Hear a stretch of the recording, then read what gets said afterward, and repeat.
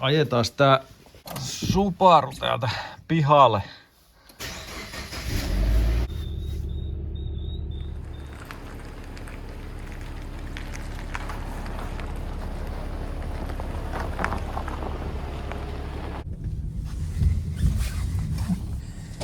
Joo, siellä vaikka vähän aikaa siinä ja otetaan sitten tuo molkkari.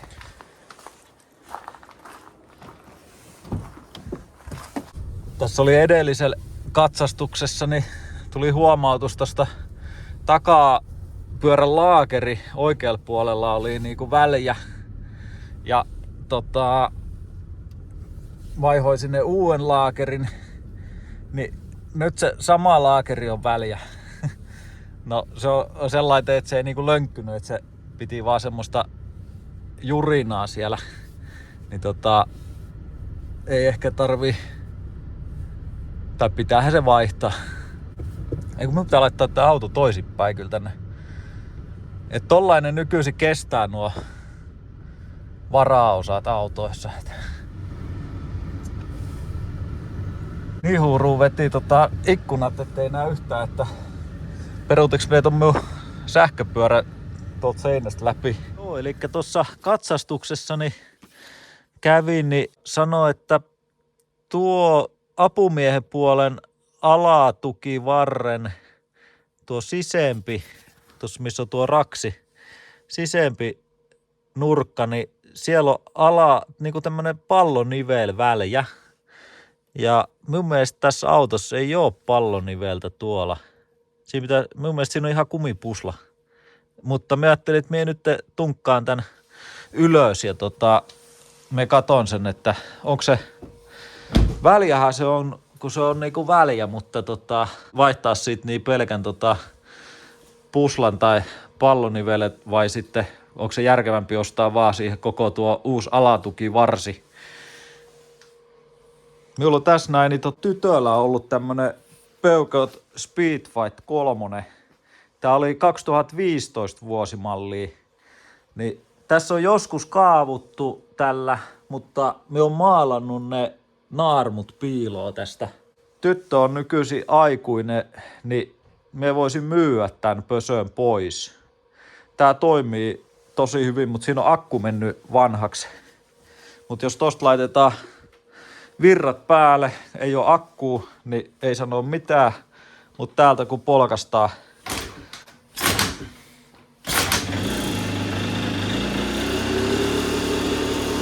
se lähtee käyntiin.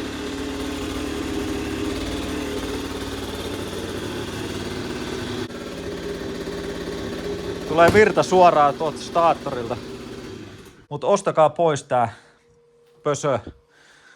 Tää 2015 malli, niin siisti, ollut 2 tytöllä ajossa, niin olisiko se 800 € sopiva?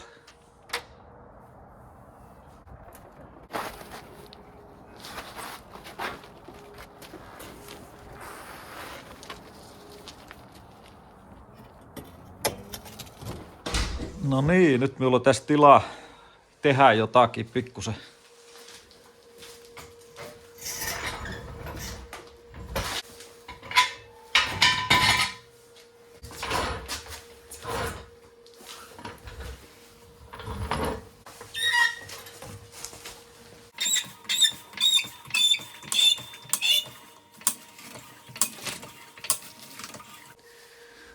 Se oli kyllä katsuri ihan tosi oikeassa, että tää on väljä. Lönkkyy ihan tosi paljon tuo rengas.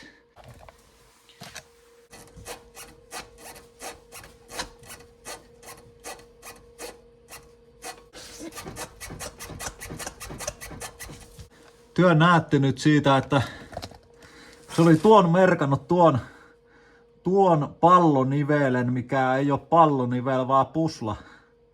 Niin onko se siitä väliä?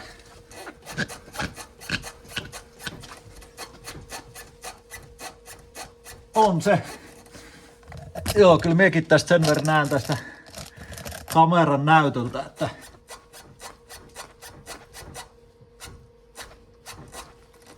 se on se pusla tosi väliä.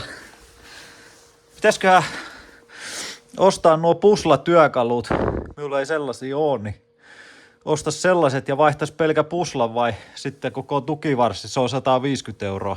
Tossa on tukivarsi, niin tossa on se taaempi iso pusla.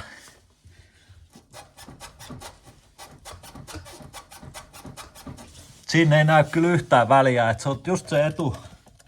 Ja sitten siellä on sitten tuo alapallonivel.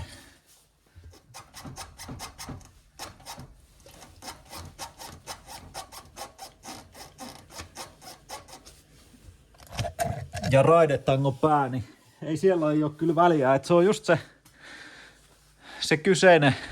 Käy vaan tosta Motonetista uusi pusla. Se on kuitenkin vaan 10 ja tukivarsi olisi niinku 150.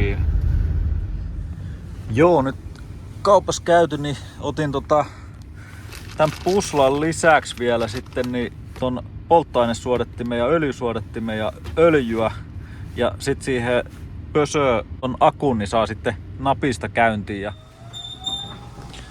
joo, me käytiin auto pesussa, kun minulla aina tulee kommentti, kun me tuu tekee remonttia, että oli sitten edes pessyä auton, niin se on niinku tärkeetä YouTubessa, jos tekee video, että on puhas auto. No nyt se on pesty, vaikka onkin kurakeli tuolla ulkona. Mutta ei muuta kuin auto taas ylös ja sit ruvetaan ihmettelemään, että pystyykö vaihtaa ilman puslatyökaluja. Onko tuo rengas vähän vajaa? Ihan kuin ois. No pitää sekin tarkistaa.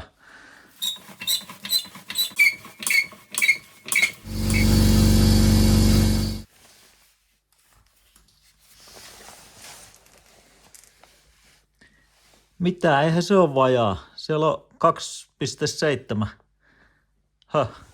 Miten se näytti niin tyhjältä? Se on tällainen Michelin X-Ice Nord 4, niin vissiin niin löysä runko, että se vaan näyttää, ei se oo. Sitten me tarvitaan akku, pulttimopo. Tää on muuten tää Makita pien pulttimopo sellainen, että tää ei tohon rengashommaan muuta kuin siinä saa nopeasti pultit irti ja paikalleen, mutta sitten nämä kiristykset tehdään momenttia vaimella tai sitten tällaisella vähän pitemmällä. Se on 17 millinen, mutta joo, nyt me muistikin, että täällähän on täällä on lukkopultti ja minulla on tuolla takakontissa se ja me en saa takakonttia auki nyt, kun se on tuolla seinässäkin, että me tarvii isomman tallin. Me pitäisi jostain saada halli näihin projekteihin.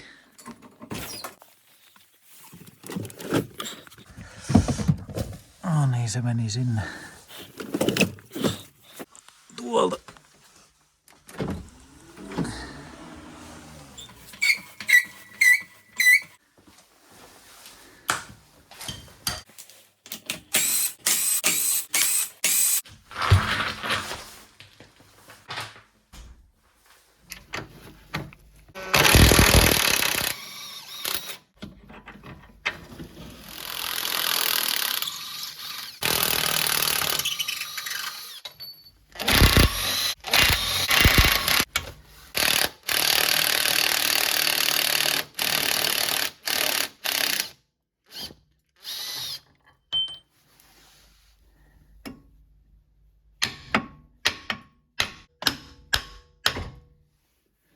No niin, se olisi siinä.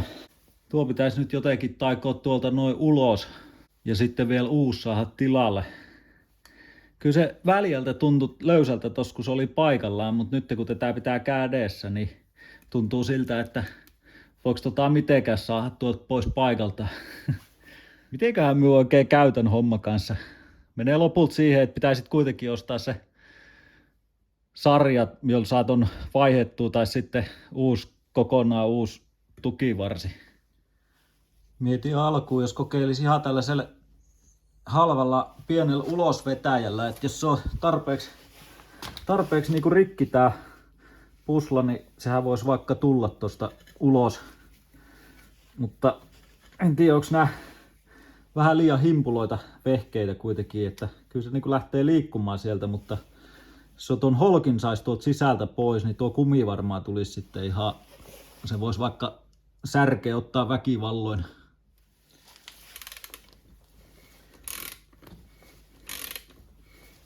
Joko lähtee tai sitten tää ulos vetää ja hajoaa.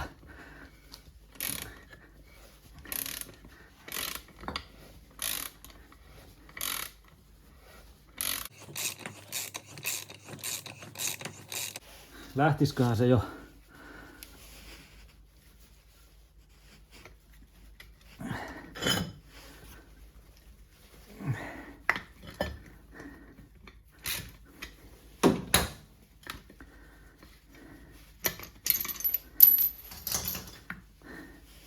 Sieltähän se tuli.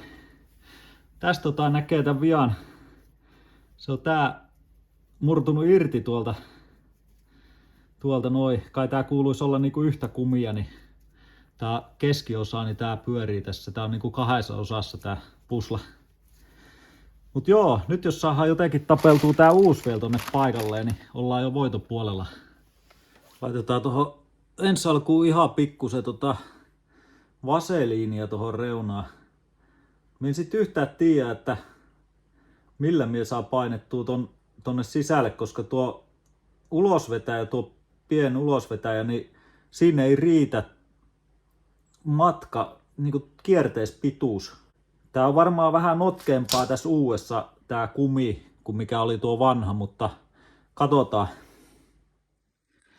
Mie sai tällaisen ajatuksen, että mie otin tuollaisen irtonaisen ruuipenkillä, niin puristi sen alkuun, mutta tällähän ei voi painaa sitä tästä näin nyt oikeastaan paljon pitemmälle, koska se ei tule tuolta läpi. Mutta nyt se on sen verran syvällä, että me saa sitten varmasti tällä ulosvetäjällä työnnettyä ton loppupätkän. Tää ylettää nyt nämä leuat tosta.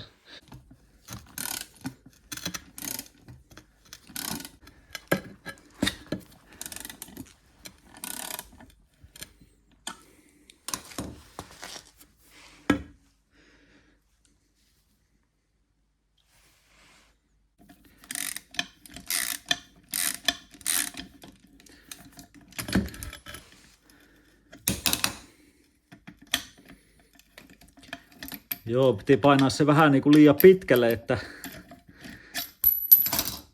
tämä kaulus tuli täältä läpi.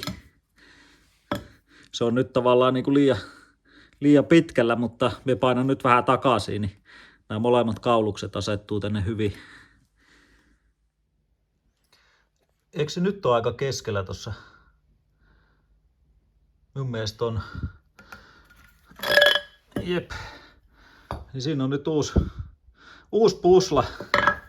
Kaiken maailman härvelityökaluilla laitettu, mutta ihan siististi se meni sinne, enkä onnistunut edes tuhoamaan sitä, että nyt tuo pitää laittaa paikalle ja tää pitää kiristellä sitten semmosessa asennossa, mistä tää auto on niinku paino renkaan päällä, koska muuten se tekee sinne väännön tonne puslaan ja sitten se hajoaa ihan hetkessä.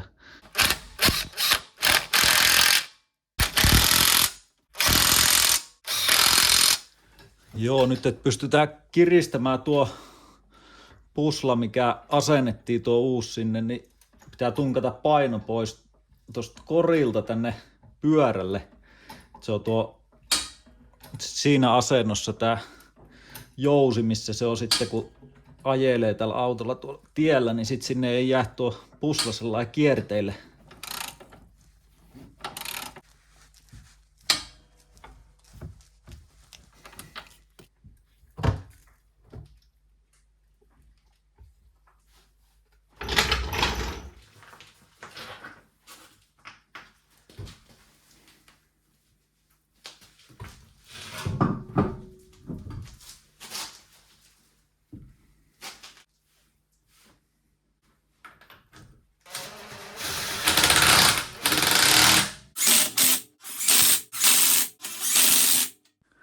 No niin, siellä on hommat kunnossa ja nyt ei oikeastaan muuta kuin käy konttorilla näyttämässä sen. Mä olisin huomiselle varannut ajan, mutta se on ilmeisesti kiinni, se ei ole yhtään vapaita aikoja, vaikka tälle päivälle vielä olisi ollut.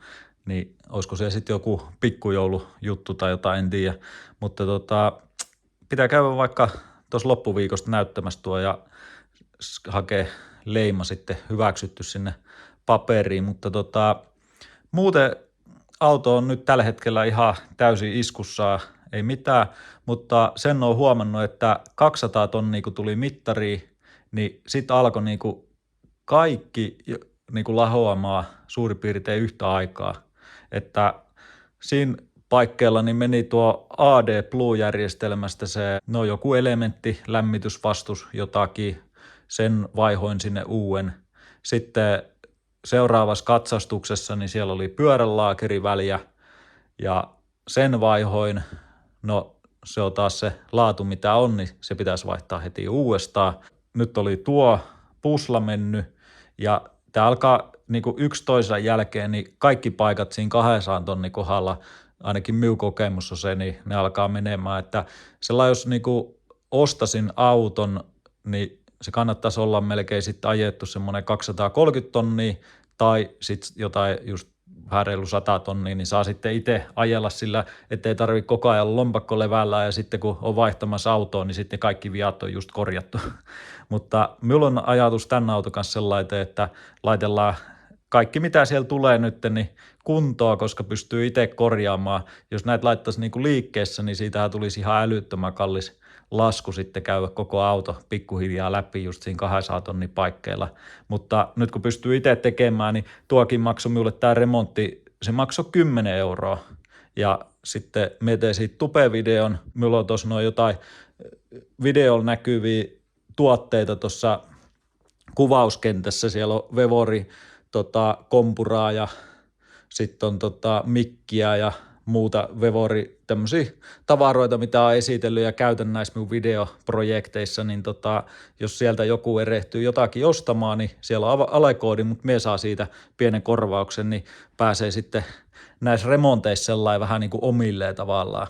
Sitten minulla on lähiaikoin tulossa, niin olen tilannut semmoisen diagnostiikkalaitteen ja kannattaa tilata kanavaa, jos et ole vielä tilannut, niin sen kanssa pystyy tekemään sitten aika paljon kaiken näköistä, että ei pelkästään lukea ja nollaa vikakoodeja, mutta niin kuin tällekin autolle, niin tulee tosi paljon ajettua lyhyttä matkaa dieselautolla, niin olisi tarkoitus tehdä sitten aina silloin tällöin regenerointi sinne dieselpartikkelifilterille, että se pysyy puhtaana ja sitten sillä pystyy justiinsa nuo kaikki sähköisen käsijarrun ajamaan ja kalibroimaan, että jos tarvii vaihtaa jarrupaloja ja tällaista. Se on ihan mielenkiintoinen laite ja siitä tuun tekemään videon kanssa. Valkkasi sellaisen laitteen, että se on niinku mahdollisimman monipuolinen, mutta sitten tietenkin tällainen harrastuskäyttöön niin mahdollisimman halpa. Mutta kiitos kun kattelit tämän videon ja katsotaan mitä seuraavalla videolla sitten keksitään. Ei muuta kuin morjes.